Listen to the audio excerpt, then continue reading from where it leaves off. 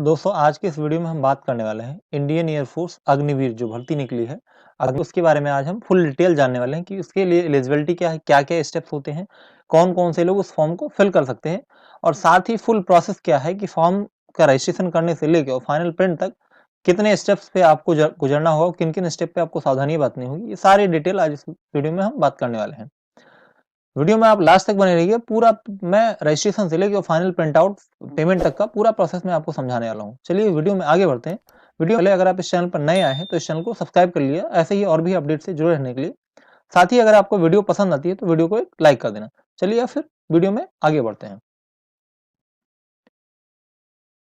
सबसे पहले हम बात करते हैं इंडियन एयरफोर्स जो अग्निवीर की भर्ती है उसके लिए आपकी एलिजिबिलिटी है वो क्या होगी। तो इसके लिए आपको इस वेबसाइट पे आना होगा। इस वेबसाइट का लिंक जो है वो मैंने वीडियो के डिस्क्रिप्शन में दिया है। जब आप उस पर क्लिक करेंगे तो आप यहाँ आ जाएंगे इस पेज पे। अब जब आप पेज पे आ जाते हैं तो यहाँ आपको मिलेगा कैंडिडेट करके एक पोर्टल है। यहाँ पे आप टर्म एंड कंडीशन जब आप इस पर क्लिक करेंगे तो यहाँ पे आपको मिल जाएगा। अब एलिजिबिलिटी की अगर हम बात करें तो आपको एक इंडियन सिटीजन होना चाहिए, साथ ही साथ आपकी जो उम्र है वो मैक्सिमम 21 साल होनी चाहिए। 21 साल से आपकी ज्यादा एज नहीं होनी चाहिए और जो मिनिमम है वो 17 साल और 6 महीने की आपकी जो एज है लिमिट, उससे आपको भर्ती ले लिया जाएगा। 17.5 साल की उम्र आपकी मिनिमम लिमिट है और 21 साल आपकी मैक्सिमम लिमिट है। ये हो गया बात एज की। अब उसके बाद में अगर विवाह की स्थिति की बात करें या मैरिटल स्टेटस की बात करें तो आप अनमैरिड पर्सन होने चाहिए, तभी आप इस भर्ती में ले सकते हैं। अब उसके आगे बात करते हैं कि आपकी जो एलिजिबिलिटी क्राइटेरिया है उसके लिए आपका जो एजुकेशनल क्राइटेरिया है उसमें क्या क्या आपको फुलफिल करना होगा या कौन कौन सी आपको अपनी मार्कशीट जो है वो प्रस्तुत करनी होगी इसको फॉर्म भरने के लिए। तो बात आती है पहली कि अगर आप 10+2 है और साथ ही साथ मैथमेटिक्स, फिजिक्स और इंग्लिश ये आपके 10वीं 12वीं की परीक्षा में होना चाहिए as a subject. Math, physics और इंग्लिश ये तीनों सब्जेक्ट होने चाहिए और साथ ही साथ आप जो पास हो रहे हैं वो ओवरऑल जो टोटल रिजल्ट होना चाहिए आपका 50%। पूरा मार्क्स जोड़ने के बाद में इंटरमीडिएट में 12वीं में आपका 50% होने, साथ ही साथ इंग्लिश के पेपर में अलग से 50% मार्क कम से कम होने चाहिए। 100 में से 50 नंबर तो इंग्लिश में चाहिए और साथ ही साथ टोटल नंबर को निकालने पे अगर रेशियो निकाला जाए उनका परसेंटेज तो 50% आना चाहिए। ये बात हो गई मैथ स्ट्रीम या साइंस स्ट्रीम की। अब अगर आप साइंस स्ट्रीम से नहीं है तो उसके लिए क्या कर सकते हैं, अदर देन साइंस स्ट्रीम वाले अगर आप हैं तो आपका 10+2 तो किसी स्ट्रीम में होना चाहिए, वो भी 50% मार्क के साथ। साथ ही साथ इंग्लिश आपका इंटरमीडिएट में होना चाहिए वो 50% मार्क के साथ में।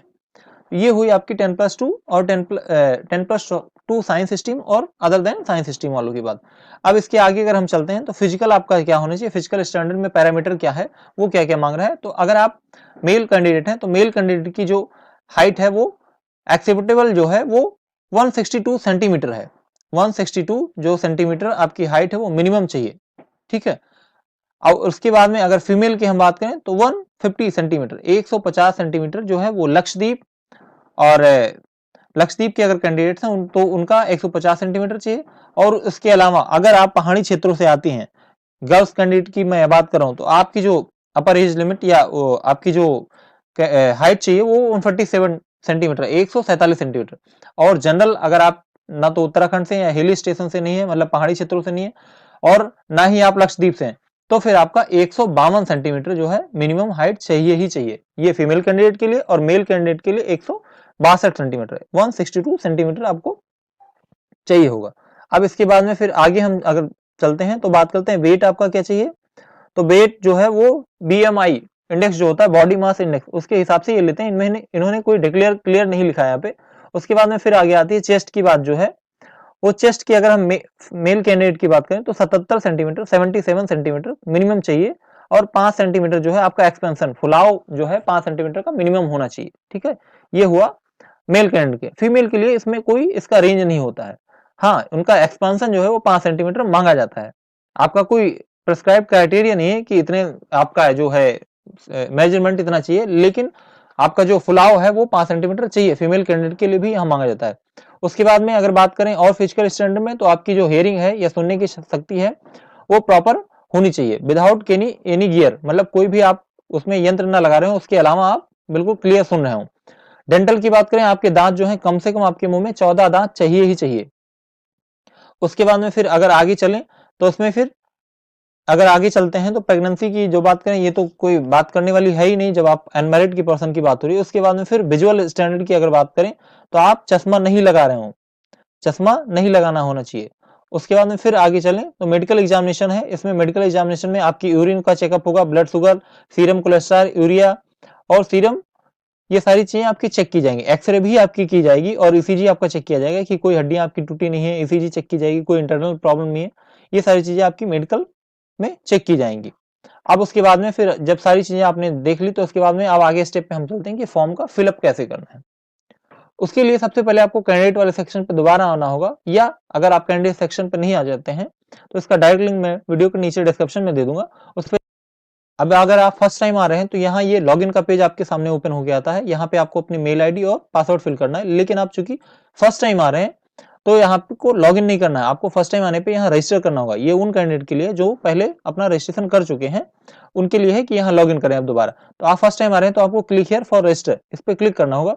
अब जब क्लिक हियर फॉर रजिस्टर पे क्लिक करेंगे तो यहाँ पे आपको कैंडिडेट नेम, जो आपका नेम है वो फिल करना होगा। ये नेम कैसा होना चाहिए, आपके 10th की मार्कशीट में जो है वो आपका डिटेल यहाँ फिल होगा। साथ ही साथ नीचे आपको अपनी मेल आईडी फिल करनी होगी। ये मेल आईडी वही फिल करें जो आप प्रॉपर्ली यूज करते हैं, रेगुलरली यूज करते हैं, वही मेल आईडी आप फिल करें, ताकि इस मेल आईडी से ही आपका जो कांटेक्ट है वो सारी चीजें होंगी। और फर्दर जो आगे आपका जब तक इंटेक नहीं हो जाता तब तक इस मेल आईडी की जरूरत लगेगी। उसके बाद में फिर अपना एक मोबाइल नंबर यहाँ दर्ज कर दें और जनरेट ओटीपी वाले ऑप्शन पे आपको क्लिक करना होगा। जब ओटीपी वाले ऑप्शन पे क्लिक करेंगे तो आपको एक मेल पे ओटीपी प्राप्त होगी, साथ ही साथ आपके एक फोन नंबर पे ओटीपी, 2 ओटीपी आपको रिसीव होंगी। उन ओटीपी को आपको यहाँ फिल करना होगा इस कॉलम में। उसके बाद में फिर आपको कैप्चा फिल करके रजिस्टर हियर वाले ऑप्शन पे क्लिक करना है। अब जब आपने रजिस्ट्रेशन का प्रोसेस कंप्लीट कर लिया तो आपके मेल आईडी पे दोबारा से पासवर्ड भेजा जाएगा, जो कि बाय डिफॉल्ट पासवर्ड होता है। उस पासवर्ड के जरिए अपने मेल आईडी के जरिए आपको यहाँ लॉगिन करना हो। उसके बाद फिर उस पासवर्ड को रीसेट करने का ऑप्शन आता है। पहले आपको इस ईमेल आईडी और पासवर्ड के जरिए लॉगिन करना होगा, जो मेल आईडी अपने रजिस्ट्रेशन के टाइम डाली थी, और साथ ही साथ उस पासवर्ड को यहाँ दर्ज करें जो आपके मेल आईडी पे भेजी गई है बाय डिफॉल्ट पासवर्ड। उस पासवर्ड को फिल करके, उस कैप्चा को फिल करके लॉगिन करना होगा आपको। इस टाइम आप लॉगिन करेंगे, क्योंकि आपने रजिस्ट्रेशन का प्रोसेस कंप्लीट कर लिया, तो इस वाले ऑप्शन पे आपको कुछ नहीं करना है, सीधा लॉगिन करना है। अब आप अपने मेल आईडी और पासवर्ड से जब लॉगिन कर लेते हैं तो उसके बाद में फिर आपको ये रीसेट का ऑप्शन सीधा ओपन कर देता है। रीसेट का एक पेज ओपन हो जाता है। ये रीसेट क्या है, आपको पासवर्ड जो है, जो बाय डिफॉल्ट पासवर्ड आपको वेबसाइट की तरफ से आया था, उस पासवर्ड को चेंज करके नया पासवर्ड बनाना है अपने अकॉर्डिंग। लेकिन यहाँ पे कुछ इंस्ट्रक्शन दिए गए हैं कि किस पासवर्ड को आपको बनाना है। इसमें होना क्या चाहिए कि कम से कम आपका 8 डिजिट से लेकर 16 डिजिट के बीच में होना चाहिए। मतलब 8 मिनिमम होना चाहिए और 16 मैक्सिमम। इसके बीच में अल्फा न्यूमेरिक में विथ स्पेशल कैरेक्टर ये होना चाहिए। अब अल्फा न्यूमेरिक क्या है कि आपका अल्फाबेट भी उसमें आ रहा हो, एबीसीडी और नंबरिंग भी आ रही हो उसमें, और साथ ही साथ बीच में कुछ स्पेशल कैरेक्टर हो, जैसे कि यहाँ दिखाया गया, इनमें से कोई इस्तेमाल कर लें। अब इसका सबसे आसान तरीका होता है, आपके जो नाम, आपका जो नाम है स्टार्ट हो रहा है, उसमें पहला लेटर आप कैपिटल कर दें, बाकी 3-4 पार्ट लेटर या जितना आपका फर्स्ट नेम है उस नेम को लिख लें, पहला लेटर कैपिटल करके बाकी सब स्मॉल। उसके बाद में फिर इसमें से @ या हैश कुछ लगा के 1 2 3 या जो भी आपको याद रहने योग्य वर्ड है वो बना लें। उसके बाद में फिर ये पासवर्ड बनाने के बाद कैप्चा फिल करके आपको रीसेट माई पासवर्ड इस वाले ऑप्शन पे क्लिक करना होगा। तो ये आपका पासवर्ड जो है वो रीसेट कर देगा और सीधा आपको लॉगिन पे पहुंचा देगा।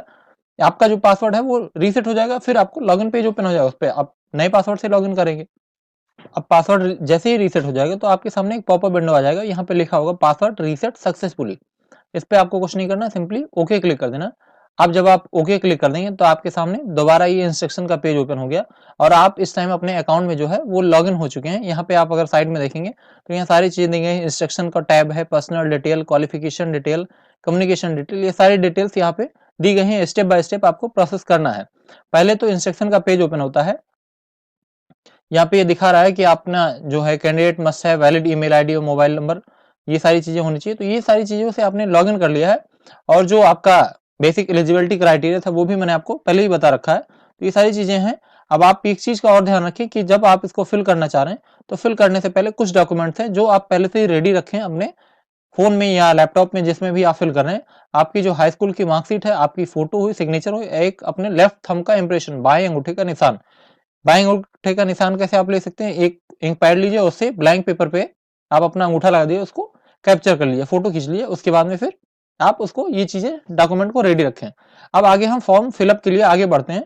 तो यहाँ जो बेसिक डिटेल है, इंस्ट्रक्शन दिए गए, उसके नीचे जब आएंगे तो यहाँ 2 चेक बॉक्स है। इन चेक बॉक्स को क्लिक करके कंटिन्यू टू रजिस्ट्रेशन इस वाले ऑप्शन पे आपको क्लिक करना होगा।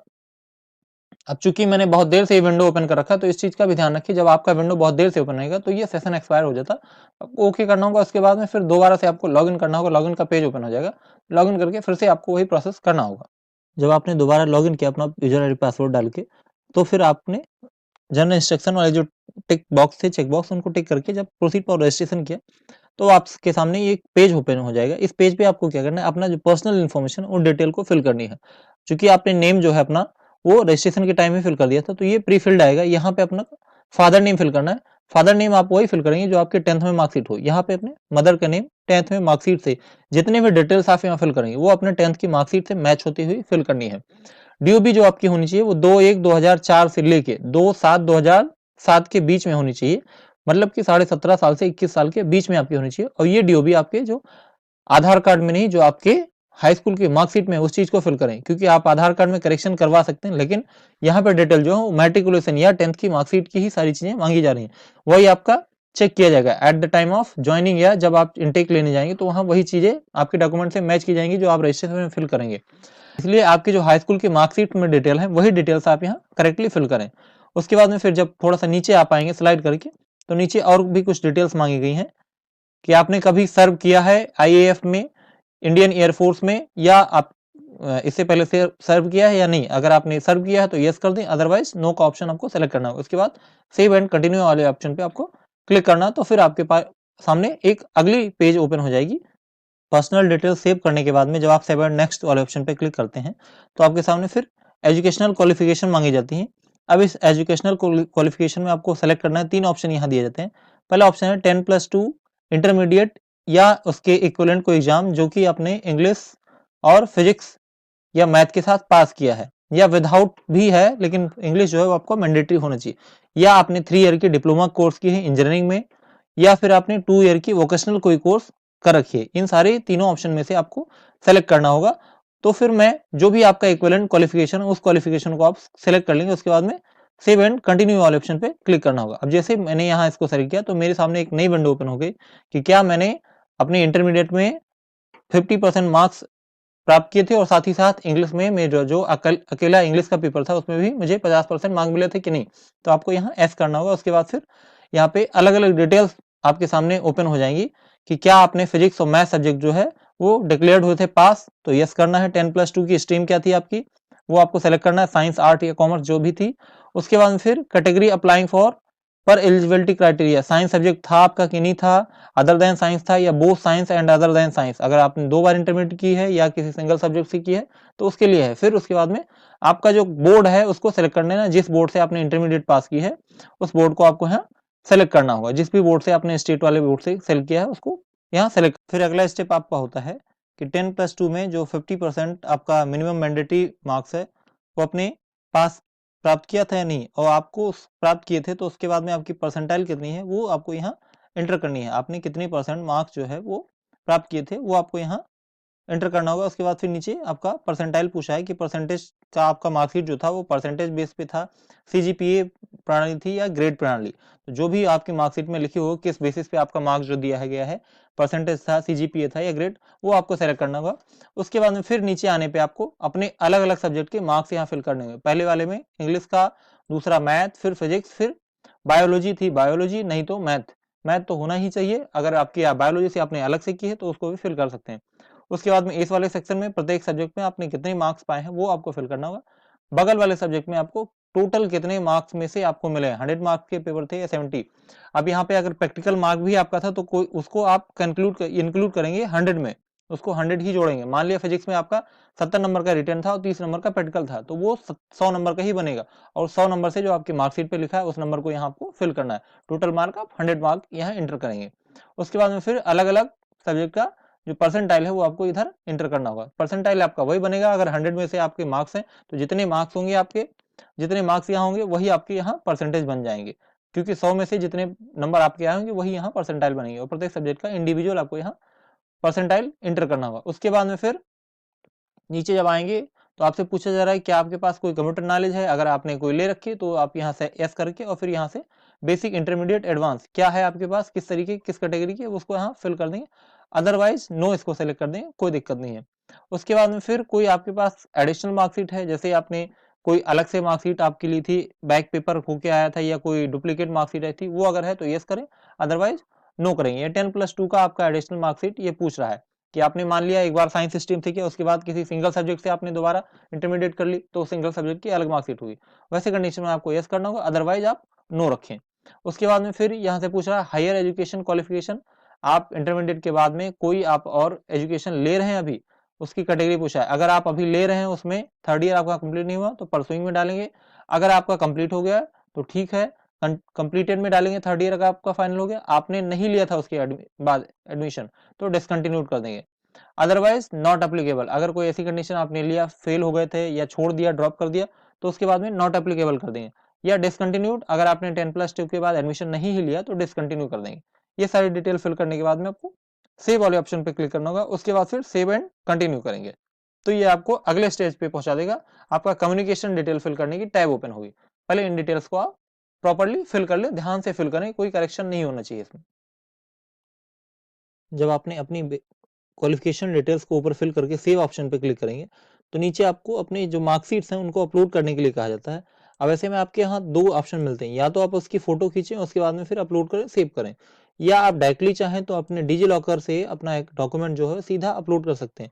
अब अगर आपको नहीं पता है डिजी लॉकर क्या होता है या डिजी लॉकर से डॉक्यूमेंट कैसे अपलोड करते हैं, तो इसकी पूरी डिटेल वीडियो मैंने चैनल पे पहले ही बना रखी कि डिजी लॉकर में आप अकाउंट कैसे बना सकते हैं, कैसे डिजी लॉकर में अपना अकाउंट जो डॉक्यूमेंट है वो आप ऐड कर सकते हैं, और वहां से कैसे अन्य जगहों पे आप अपलोड कर सकते हैं। तो उसको अगर आप देखना चाहते हैं कि डिजी लॉकर का अकाउंट कैसे बनाए, तो ऊपर आई बटन पर लिंक दे दिया, साथ ही वीडियो को डिस्क्रिप्शन में दे दिया, उस पर जाके आप देख सकते हैं। फिलहाल मैं आपको सीधा अपलोड करने का प्रोसेस दिखाता हूँ कि कैसे आप अपना जो डॉक्यूमेंट है उसको फोटो खींच के उसको अपलोड कर सकते हैं। उन डॉक्यूमेंट को आप फोटो खींच लें या अपने फोन में या अपने लैपटॉप में डाल लें, उसके बाद फिर यहाँ से चूज फाइल वाले ऑप्शन पे क्लिक करना होगा, और जहां अपने फाइल को अपने सिस्टम में या फोन में सेव करके रखा है, उस फोल्डर से आपको यहाँ फाइल को सिलेक्ट करनी होगी। फाइल को सिलेक्ट करने के बाद में फिर अपलोड होने पे आपको सेव का ऑप्शन क्लिक करना होगा। तो इतना आपको वर्क करना होगा। मैं इन डॉक्यूमेंट्स को अपलोड करता हूँ। अब जब आप अपने हाई स्कूल और इंटरमीडिएट के डॉक्यूमेंट्स अपलोड कर देते हैं, तो आपके सामने एक कम्युनिकेशन का टैब ओपन होगा। यहाँ पे आपका जो कम्युनिकेशन है, आपका कम्युनिकेशन का मतलब जो आपका एड्रेस है, फुल एड्रेस आपको यहाँ फिल करनी होगी। साथ ही साथ नीचे जब आएंगे तो आपको अपना आधार नंबर भी यहाँ प्रोवाइड करना होगा। अब ये ऑप्शनल है उन पर्सन के लिए जो जम्मू एंड कश्मीर, आसाम, मेघालय और लद्दाख से बिलोंग करते हैं, उनके लिए ऑप्शनल है, उनको यहाँ प्रोवाइड नहीं करना है। बाकी अदर कैंडिडेट्स को अपना आधार नंबर जो है वो फिल करना होगा। उसके बाद जब नीचे आएंगे तो कम्युनिकेशन एड्रेस, ऊपर देखेंगे तो परमानेंट एड्रेस, नीचे कम्युनिकेशन एड्रेस, ये परमानेंट एड्रेस जो आपके डॉक्यूमेंट्स में लिखे हुए हैं, ठीक है। उसके बाद में ये कम्युनिकेशन एड्रेस, अगर आपका एक जगह से दो पते हैं, जैसे आपके डॉक्यूमेंट्स में कोई और एड्रेस है, रहे आप कहीं और रहें, तो फिर आपको अलग अलग फिल करना है। अदरवाइज आपका जो एड्रेस डॉक्यूमेंट्स में वहीं आप रह रहे हैं, तो सिंपली आपको यहाँ चेक बॉक्स पे टिक कर देना, तो ऊपर के डिटेल सारे यहाँ फिल हो जाएंगे।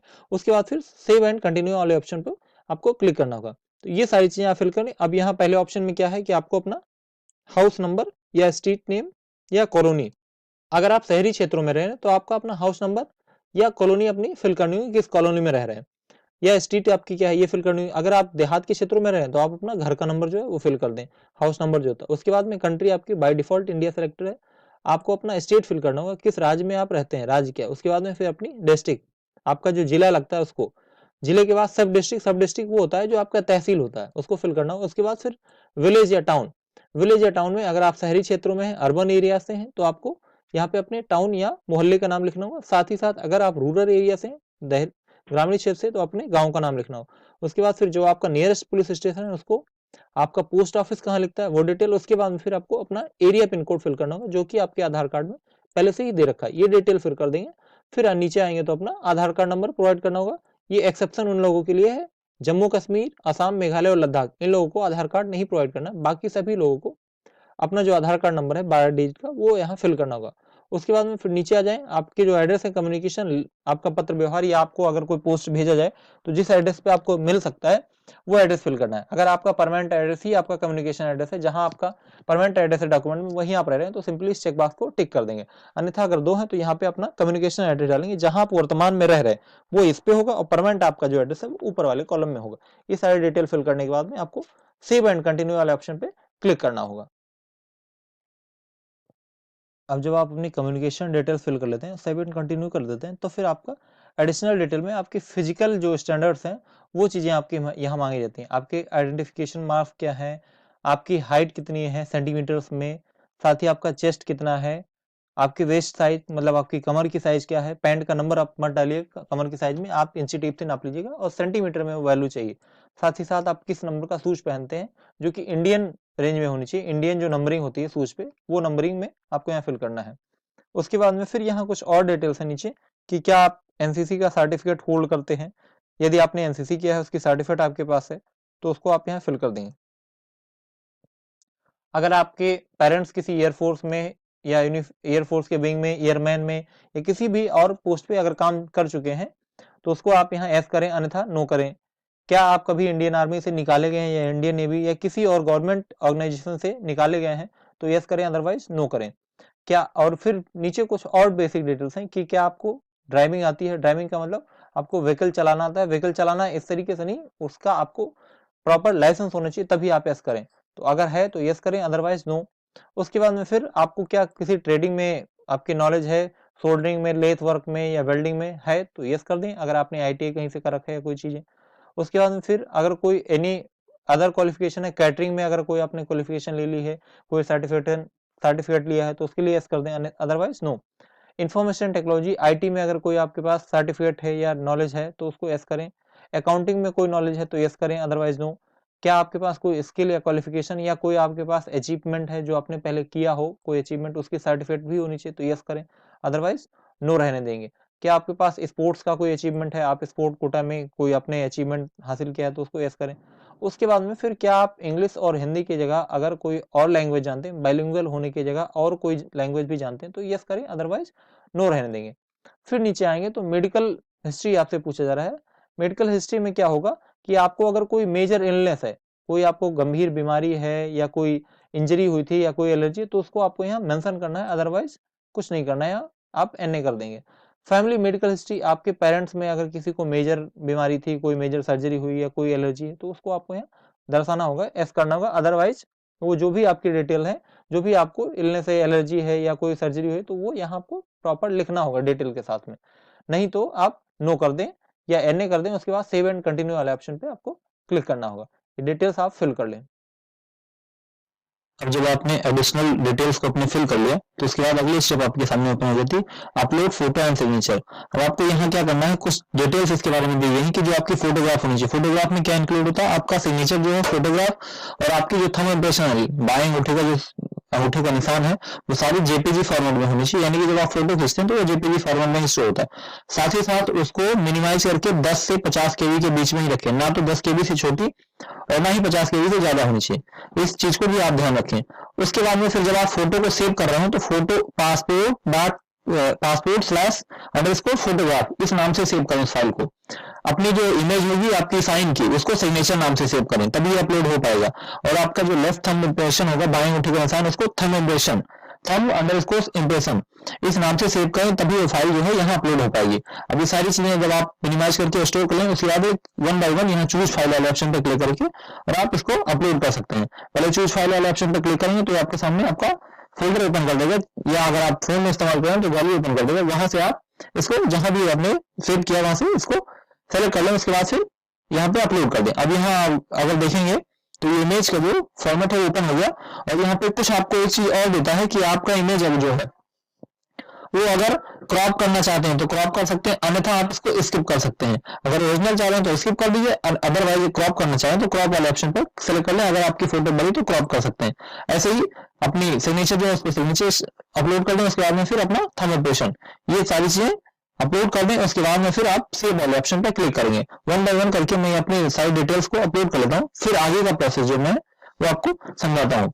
अभी तीनों फाइल्स जो है वो उसको अपलोड कर दें। अगर आपको करेक्शन करना है या उसको मिनिमाइज करना है तो continue for image correction, otherwise skip कर दें। अगर आपने पहले करेक्शन कर लिया या पहले उसमें एडिटिंग कर ली तो स्किप कर दें और सीधा अपलोड कर दें। अब जब तीनों फाइल आपकी अपलोड हुआ है तो अपलोड होने के बाद में आपको सेव वाले ऑप्शन पर क्लिक करना होगा। अभी ये थोड़ा सा प्रोसेसिंग कर रहा है, मेरा जो है थंब इंप्रेशन वो अपलोड हो रहा है, बाकी दो फाइल्स तो मेरी अपलोड हो गई, फोटोग्राफ और सिग्नेचर अपलोड हो चुका है।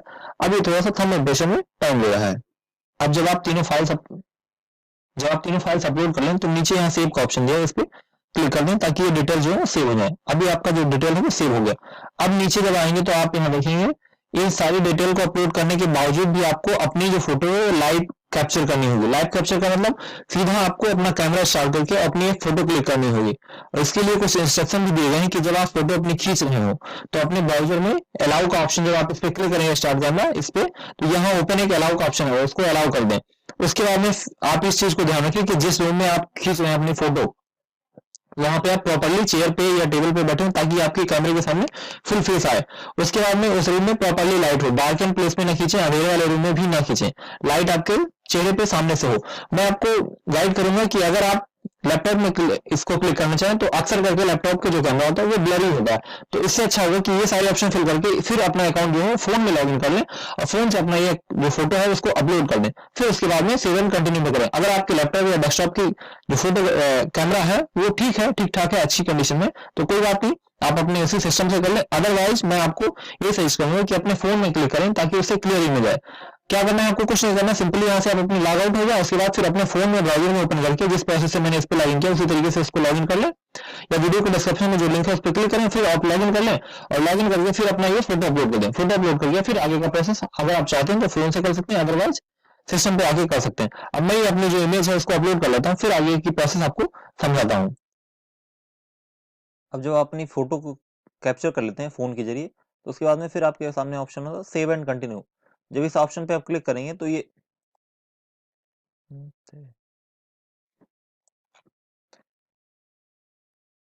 अब जब आप अपनी फोटो अपलोड कर लेते हैं तो नीचे ऑप्शन होता है सेव एंड कंटिन्यू, इस पे आपको क्लिक करना होगा। जब ये क्लिक कर देंगे तो आपके पास में एक पॉपअप विंडो आएगा कि आपकी जो डिटेल्स हैं या इमेज जो है वो सक्सेसफुली अपडेट हो गई। ओके आपको सिंपली क्लिक कर देना होगा। उसके बाद फिर अगला स्टेप होता है आपको अपना सिटी का प्रेफरेंस देना होता है कि एग्जाम सिटी आप कहाँ चाह रहे हैं फेज 1 के लिए। पहला तो ऑप्शन होता है फेज 1 के लिए, इसमें आपको 5 सिटीज के प्रेफरेंस देने होते हैं, 5 शहरों के नाम आपको देने होते हैं। पहले तो आपको स्टेट सेलेक्ट करनी होगी, उसके बाद फिर उस स्टेट में आने वाली सिटी को सेलेक्ट करना होगा। ये डिटेल फिल करने के बाद सेव एंड कंटिन्यू पे आपको क्लिक करना होगा। अब ये जब डिटेल फिल करेंगे तो फिर से अगेन एक पॉपअप आएगा, उसको ओके कर देना है। अब ओके करने के बाद में फेज सेकंड के लिए आपको दोबारा से एग्जाम सिटी सेलेक्ट करनी होती है। इस टाइम सीधा आपको एग्जाम सिटी वाले ऑप्शन पर क्लिक करके उसको सेलेक्ट कर लेना है। स्टेट का नाम उसके साथ में ही लिखा रहता है, जहां जहां सीट्स अवेलेबल हैं, जहां पे फेज सेकंड का एग्जामिनेशन होगा, वो सारी डिटेल्स आपको यहाँ फिल करनी होगी। ऐसे आपको 12 प्रेफरेंस देने होंगे। ये 12 प्रेफरेंस फिल करने के बाद सेव एंड कंटिन्यू वाले ऑप्शन पे आप क्लिक कर सकते हैं। ये अलग अलग स्टेट के लिए आप सेलेक्ट कर सकते हैं, कोई जरूरी नहीं है कि सेम स्टेट में सेलेक्ट करें। उसके बाद पॉपअप विंडो आने पर दोबारा से आपको ओके कर देना है। अब इसके बाद में फाइनल आपके पास एक फॉर्म की प्रीव्यू आ जाएगी। इस प्रीव्यू को आप देख लें, सारी डिटेल्स को चेक कर लें जो आपने फिल किया है कि करेक्ट है या नहीं करेक्ट है। अगर आपको लगता है कि कोई करेक्शन है तो उस करेक्शन को करेक्शन कर लें। अगर आपको लगता है कि कोई करेक्शन है तो अभी आप फाइनल सबमिशन ना करें, सीधा आप इन स्टेप्स में से किसी स्टेप पे जाके, जिस स्टेप पे आपको लग रहा है कि गलती है वहां पे जाके आप उस करेक्शन को फिल कर दें, करेक्ट कर दें। उसके बाद फिर फाइनली सबमिट करें। अब यहाँ नीचे है कि आप अपना प्लेस फिल कर दें। प्लेस आपको वो फिल करना है जहां से आप ये फॉर्म को फिल कर रहे हैं। जहां बैठे हैं आप अपने डिस्ट्रिक्ट का नाम फिल कर दें, या जहां से आप फॉर्म फिल कर रहे हैं उस एरिया का नाम आप फिल कर दें, बस और कुछ नहीं करना। उसके बाद में फिर यहाँ नीचे 2 ऑप्शन है, इस ऑप्शन को चेकबॉक्स को टिक करके फिर कंटिन्यू फॉर पेमेंट इस पे क्लिक करना होगा, जिससे कि आपको पेमेंट का ऑप्शन आपके सामने शो हो जाएगा। अब पेमेंट से पहले आपके सामने एक बेसिक डिटेल्स होंगी, इसको चेक करके कंफर्म करना है। ये इसलिए होता है कि आपका जो डिटेल है वो करेक्टली फिल है या नहीं है। जब आप उसको चेक कर लें, संतुष्ट हो कि हाँ डिटेल्स मेरी करेक्ट है, तभी आप ओके वाले ऑप्शन पे क्लिक करें। अदरवाइज ओके ना करें, कैंसिल करके और फिर जिस स्टेप में आपको गलती लग रही है उस स्टेप में डिटेल को सही कर लें। उसके बाद में जब आप ओके कर दें तो फिर नीचे आके आपके पास पेमेंट गेटवे का ऑप्शन है। किस पेमेंट गेटवे के थ्रू आप पेमेंट करना चाहते हैं, आप जिस पेमेंट गेटवे के थ्रू चाहते हैं उसमें से आप सेलेक्ट कर सकते हैं। बस ये है कि पहले पेमेंट गेटवे पे आपको यूपीआई का ऑप्शन नहीं मिल रहा है, यूपीआई के थ्रू नहीं कर सकते। दूसरे पेमेंट गेटवे पे यूपीआई का भी ऑप्शन मिल रहा है। पहले गेटवे पे और दूसरे गेटवे पे सारी चीजें सेम है, बस दूसरे पे ये है कि यूपीआई का ऑप्शन नहीं मिल रहा है। यहाँ पे दिया भी गया है कि नेट बैंकिंग जो है सक्सेस रेट वो हाई है, अगर नेट बैंकिंग से करते हैं तो फेलियर होने के चांसेस कम हो गए। क्रेडिट कार्ड से थोड़ा मीडियम चांसेस है और यूपीआई से बहुत लो चांसेस है। यूपीआई में क्या है बता रहा है कि इस पोर्टल पे यूपीआई का जो ट्रांजेक्शन है वो अक्सर करके एरर पे आ जाता है। तो आप जिस ऑप्शन से कर लें, ऐसा नहीं है कि आपका यूपीआई से फेल ही हो जाएगा, ऐसा कुछ नहीं है। बस होता है कि कई बार क्या होता है कि यूपीआई से जो प्रोसेसिंग है वो थोड़ी स्लो होती है, और कोई दिक्कत नहीं है। उसके बाद में फिर जब आप ये सारी चीजें कर लें तो ओके करें।